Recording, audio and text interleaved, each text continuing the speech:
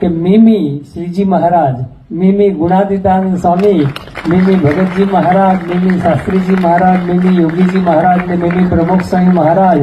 એટલે આજે તો આપ પધાર્યા એટલે સાક્ષાત શ્રીજી મહારાજ અને સાક્ષાત ગુણાતીત પરંપરા એ આ વ્હાઇટ સેન્ડ હોટલને આંગણે પધારી છે. તો આ સાક્ષાત અક્ષર બ્રહ્મના અને સાક્ષાત શ્રીજી મહારાજના આ વ્હાઇટ સેન્ડને આંગણે વધામણા થયા છે. 1822 દિવસ પછી સ્વામી આપ આ હોટલની અંદર પુનઃ એ પધાર્યા છો. 1822 દિવસ પછી તો આજના દિવસે આપણે સાક્ષાત મોહન સ્વામી મહારાજ અહીંયા પધાર્યા છે. તેમને પુષ્પહારથી વધાવીશું. અહીંયા ટાંઝાનિયાની અંદર જ વિચરણ કરતા પૂજ્ય નિર્દોષ મુનિ સ્વામી અને પૂજ્ય મધુર મુનિ સ્વામીને હું વિનંતી કરું ઠાકોરજીના પ્રસાદીના હારથી એ સ્વામી બાપાને એ વધાવે. સ્વામી આ બંને સંતો આફ્રિકામાં એ ટાંઝાનિયામાં ખૂબ વિચરણ કરે છે અને એમણે આ મંદિર અહીંયા થયું છે એમાં ખૂબ દાખલો કર્યો છે બંને સંતોએ.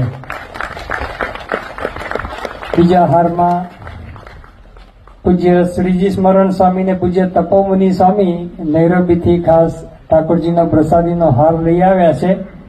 આ બંને સંતોએ સ્વામી આપને પ્રિય એવું મહંતજી વ્રત કર્યું છે અને આજે 5 દિવસના ઉપવાસ પછી આજે આ પારણાનો દિવસ છે. એમને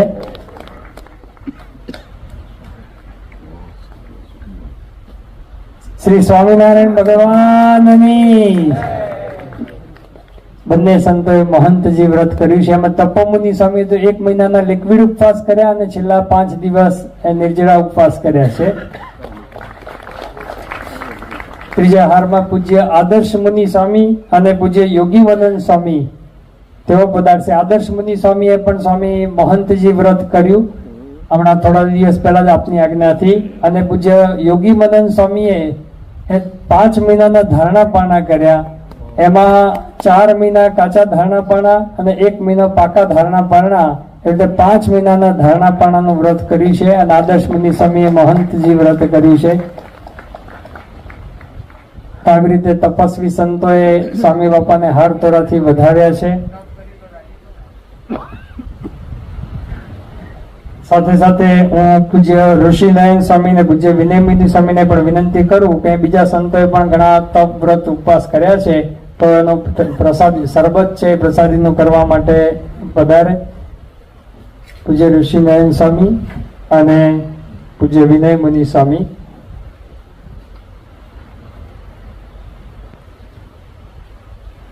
સ્વામી બીજા સંતોએ પણ અમુક પાર્ષદોએ પણ આજના દિવસે ઉપવાસ કર્યો છે. જે પાર્ષદોએ જેમણે ઉપવાસ કર્યો હતા એ લોકો પણ પોતાના સ્થાને ઊભા થશે.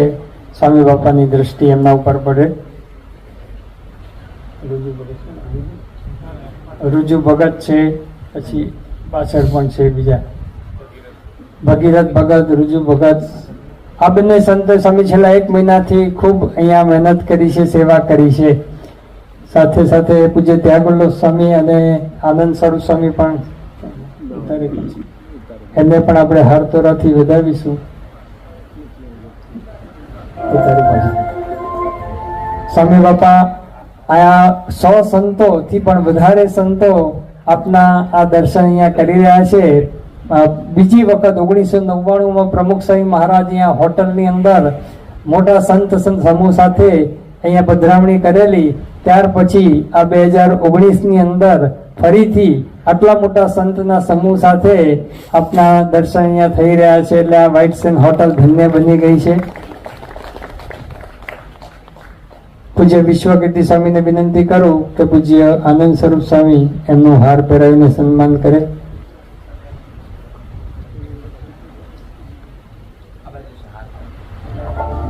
પૂજ્ય પરમ કીર્તિ સ્વામીને પણ વિનંતી કરીશું કે તેઓ પણ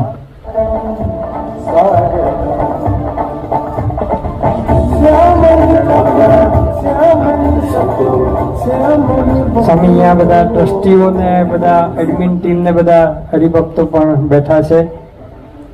એમણે પણ ખૂબ અહીંયા મહેનત કરી છે. આ બધા મુખ્ય હરિભક્તો બધા જ છે. કુમારભાઈ છે, વીરભાઈ છે, પવનભાઈ છે. વીર છે, પવન છે, પછી પ્રવીણભાઈ છે, ઇન્દ્રવર્ધનભાઈ, કુમારભાઈ, બધા હરિભક્તો અહીંયા બેઠા છે. સ્વામી બાપા અત્યારે પ્લેનની અંદર સ્નાન પણ કરી લીધું ને પૂજા પણ કરી લીધી. પ્લેનની અંદર સ્નાન પૂજા કરી અને પધાર્યા છે. સ્વામી બાપા અત્યારે ખૂબ ભીડો વેઠીને અહીંયા પધાર્યા છે. 6.5 કલાકની તો એ જર્ની હતી. એ ઉપરાંત મંદિરેથી નીકળ્યા અને અહીંયા પધાર્યા એ સમય જુદો. હવે આપણે બાપાને વિનંતી કરીએ કે સ્વામી આપને આરામ માટે અહીંયા સીધા લાવ્યા છે, તો પૂરતો એ આરામ એ કરજો એવી બધા સંતોની વિનંતી છે, હરિભક્તોની વિનંતી છે.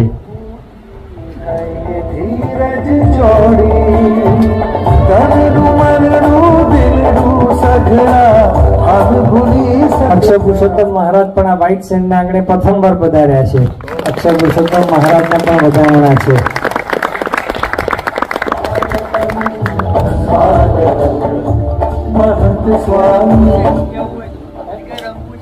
હા, બાપાએ અહીંયા આ વખતની જે યાત્રા છે એનું નામ મોહનસિંહ મહારાજે આફ્રિકા રંગવું છે એવું રાખ્યું છે. એટલે આફ્રિકા રંગવા માટે સ્વામી બાપા ખાસ અહીંયા પધાર્યા છે. તો આપના રંગે સમગ્ર આફ્રિકા અને અમે બધા જ આપના રંગે રંગાઈ જઈએ એવી કૃપા દ્રષ્ટિ કરજો. શ્રી સ્વામિનારાયણ ભગવાન જય.